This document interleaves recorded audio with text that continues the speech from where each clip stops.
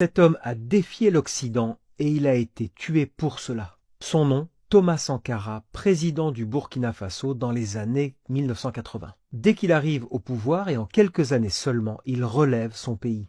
Autosuffisance alimentaire, des écoles, des routes, des hôpitaux, un miracle africain est en marche au Burkina Faso.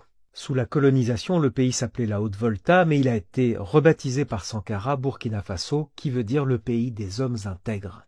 Mais il y a une ombre au tableau, et c'est la dette. Et oui, parce que dès l'indépendance en 1960, l'Occident enferme les jeunes nations africaines dans une dette sans fin.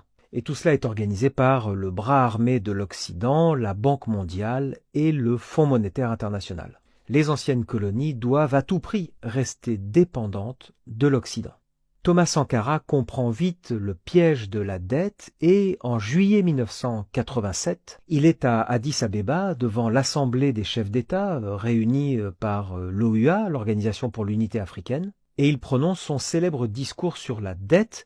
Il demande à tous les pays africains de ne pas rembourser cette dette injustement contractée. Il veut à tout prix stopper la dépendance économique de l'Afrique envers l'Occident et il souhaite unifier le continent en accélérant les liens économiques et de partenariat entre tous les pays d'Afrique. Et là, il lance un avertissement déchirant et prémonitoire. Si je suis le seul à refuser de payer la dette, je serai assassiné. Sankara sort du rang, il refuse de se soumettre, et pour l'Occident, c'en est trop.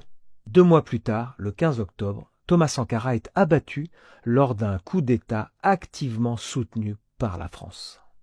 Il n'avait que 37 ans. Aujourd'hui encore, Thomas Sankara reste un symbole de dignité, d'indépendance et d'espoir pour l'Afrique.